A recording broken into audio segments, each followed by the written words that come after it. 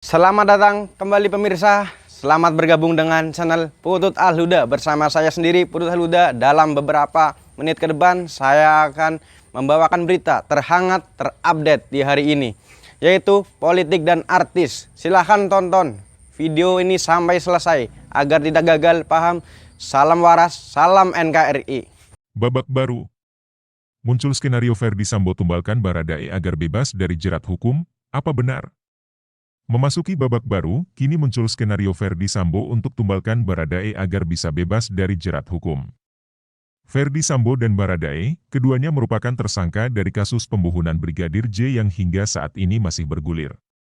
Ferdy Sambo diduga menyuruh Baradae untuk menghabisi Brigadir J pada waktu itu di rumah dinasnya. Kini, muncul skenario dan dugaan bahwa Ferdy Sambo menumbalkan Baradae yang terlibat langsung dalam pembunuhan Brigadir J. Ketua Komnas HAM, Ahmad Taufan Damanik mengatakan, tidak ditemukan adanya perintah dari Ferdy Sambo untuk menghabisi Brigadir J. Mengapa demikian? Hal tersebut karena perintah yang diberikan oleh atasannya itu kepada Baradae yaitu hanya menembak. Maka dari itu, Taufan dapat menyimpulkan bahwa maksud dari perintah itu bukan berarti membunuh namun hanya untuk memberi efek jera saja. Akan hal itu, Taufan menilai bahwa tewasnya Brigadir J bisa jadi hanya ada kesalahpahaman yang diterima Baradae atas perintah atasannya. Richard, Baradae, bilang saya disuruh nembak.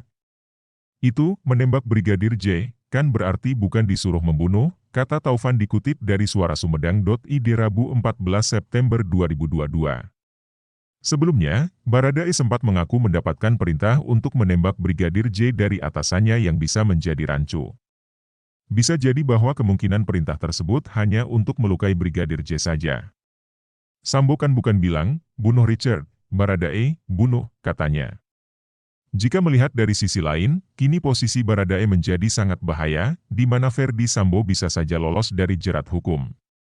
Langkah yang saat ini dijalani oleh penyidik Mabes Polri diduga bisa membahayakan Baradae itu sendiri.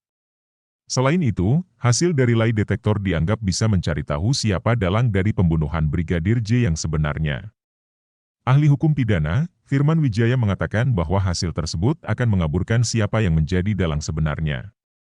Ia menilai, hasil dari lie detektor tersebut justru bisa berimbas kepada Baradae yang sudah jelas menembak Brigadir J dengan tangannya sendiri.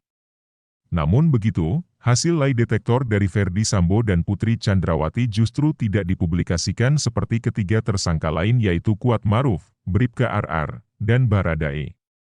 Meski Baradae menjadi eksekutor, tapi berdasarkan pemeriksaan penyidik Mabes Polri, otak penembakan atau dalangnya adalah Ferdy Sambo.